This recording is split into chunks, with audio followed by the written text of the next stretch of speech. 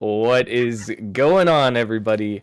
Welcome back to another week. Hope you all enjoyed this little break. I know me and Bagels did. We were partying up for his birthday last week. Had some good times. Lost a lot of money at the casino. Don't gamble, kids.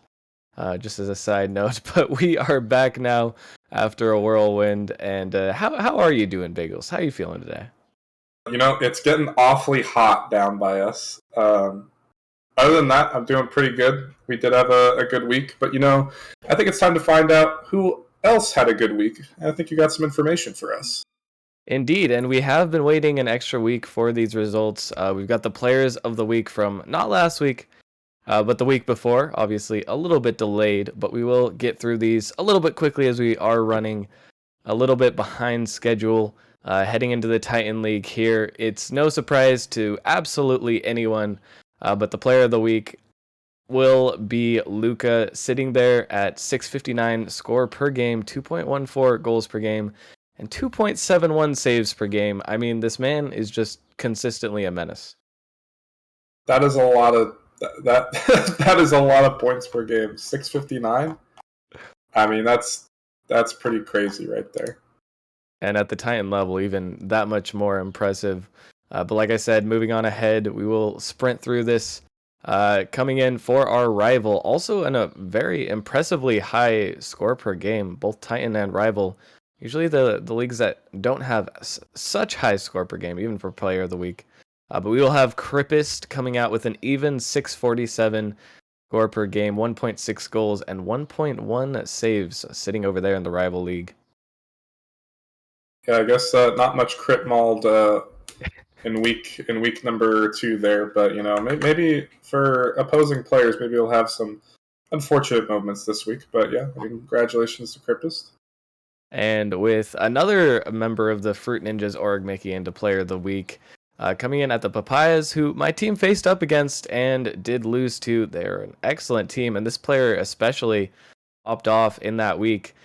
Q will be our player of the week for the Challenger League, sitting at 487 score per game, 1.1 goals, and 2.5 saves. So very impressive on the defense in that regards. Yeah, I'm gonna be honest. I wasn't paying attention. But you did say another player from the Fernandez queue. I mean, that is some good stats there. 1.12 goals per game. 2.5 saves per game. That's actually pretty crazy. I mean, Luka pulled up some insane saves as well at 2.71, so the only one to outshine him. But either way, I mean, looking at all these guys, I mean, you could definitely see why they won Players of the Week. But we'll move on to Prospect. And for Prospect, another similar score per game is Kenji SK will be the Prospect Player of the Week.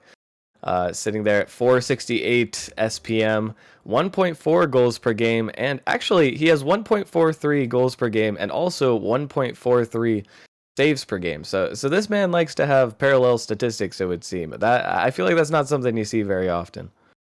Yeah, I mean, if you have not that many games played, perhaps I'm not sure, but to have exact stats for 2 games in a row, assuming he had 2 games in a row, which I feel like he had to have if he got Player of the Week. Usually we don't give Player of the Week to a player that only played 1 series.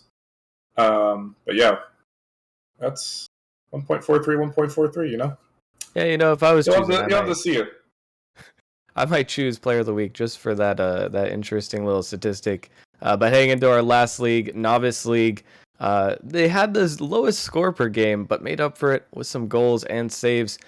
Chad coming through with 398, almost 400. If you round up, it's basically there. Score per game, 1.38 goals per game, and 1.1 saves per game, rounding it out. And that will be our final Player of the Week. Those roles will be handed out shortly. Go congratulate those guys if you haven't already. But yeah, those will be our players of the week.